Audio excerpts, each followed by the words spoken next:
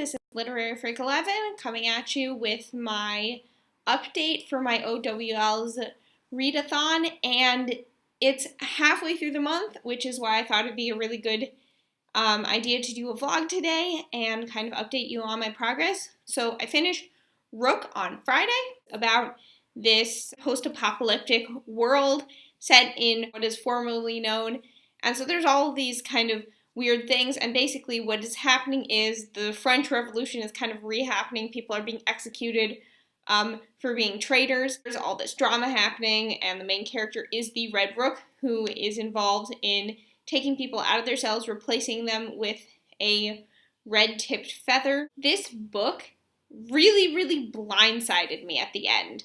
Like, I just didn't see the twist coming. I had totally forgotten about the spy, and who the spy was just blew my mind.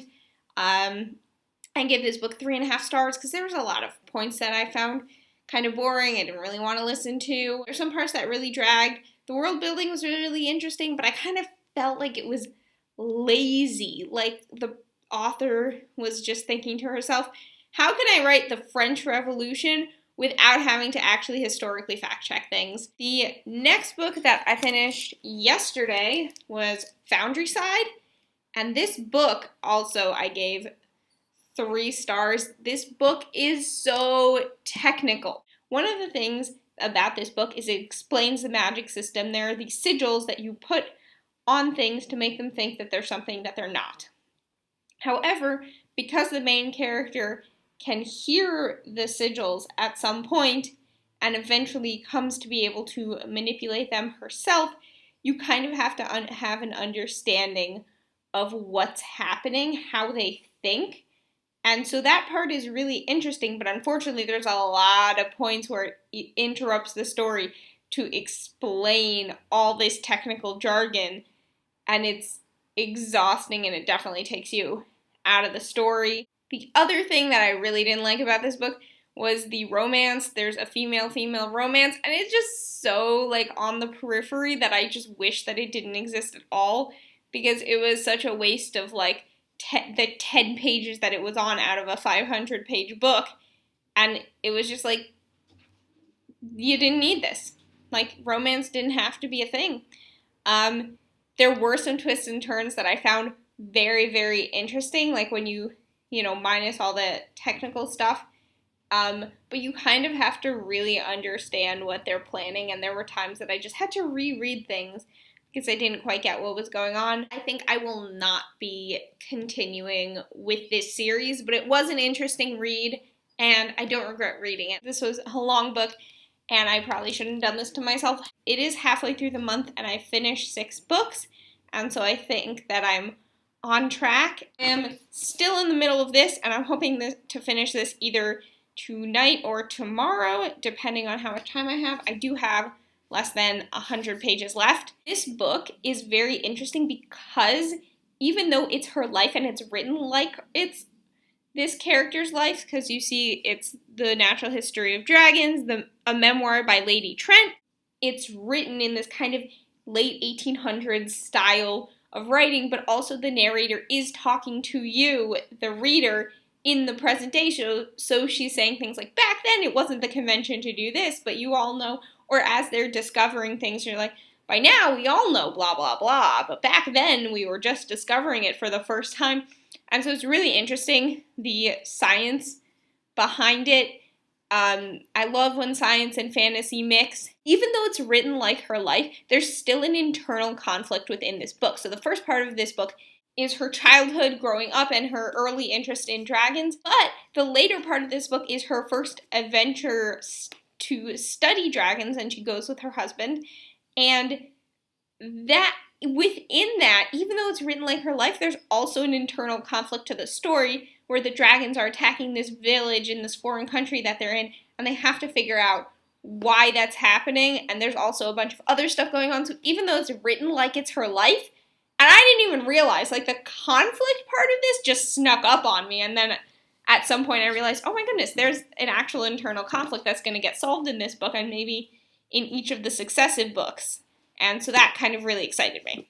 I was at my library and I couldn't resist picking this up. The Dark Descent of Elizabeth Frankenstein. I've decided to use this for my arithmancy prompt because it is a retelling. Basically, it's this girl who becomes friends with Victor Frankenstein, and she ends up helping him, but then he kind of ends up falling into darkness, and so she also does. And so it is a Frankenstein retelling in some sense, even though it's kind of a prequel to Frankenstein because it's like when they're teenagers, it's young adult. However, I still think it counts, and I think it's really interesting, and I am definitely in the mood for something dark, especially following Foundry Side, which is incredibly dark. I actually forgot to mention that, so I'm just going to go back to this real quick.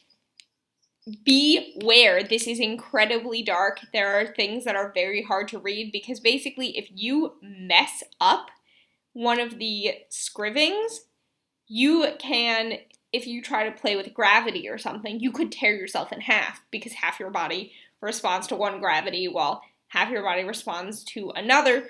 Or, you know, you could explode. People, like, actually just completely explode in this book, and it's, oh, yeah. So there's definitely a lot of gruesomeness in this book. But I'm hoping that the Dark Descent of Elizabeth Frankenstein will be dark rather than gruesome. Might be a little bit of both. I don't know, but also it is a pretty short book, less than 300 pages, and so I think that's a really good read-a-thon book. Lastly, I am in the middle, about halfway through To Kill a Mockingbird, and I had no idea what this book was about going in, but so far what I've got is it's about these kids whose dad is white, representing this black guy for a case where he's accused of rape, and the dad strongly believes that he didn't do it, but the kids kind of get the fallout from that because people make fun of them. This book is set in 1936 in Alabama, and so obviously this is very unconventional in the Jim Crow era. This book was a little bit slow in the beginning, I thought. However, I have fallen in love with it. It is really, really good. The dad especially is just so wise, and he's such a good parent. He'll say things to them that are so smart, and as an adult, you're just like, yes, of course, this makes complete sense. And then the kids obviously don't listen to him because, you know, what do kids do? I've heard some people saying that the read-a-thon has different levels, so if you read a certain number of books, then you've achieved a certain grade on your O.W.Ls. So I believe 6 books is exceed expectations, so I have reached that, and I just want to go through and reiterate which books are for which subjects, because I feel like I've been really bad about listing them. So basically I have 1,000 Pieces of You for divination that I finished, Rook, for R, Cast the Reducto Curse, for Defense Against the Dark Arts. I have every morning the way home gets longer and longer, and that was my Muggle Studies book, Read a Contemporary. Then I read The Cold is in Her Bones for my herbology book. Then I read Proven Guilty for potions, next ingredient, read a sequel. Then I read Foundry Side, which is an adult book. This is going to be my Care of Magical Creatures book.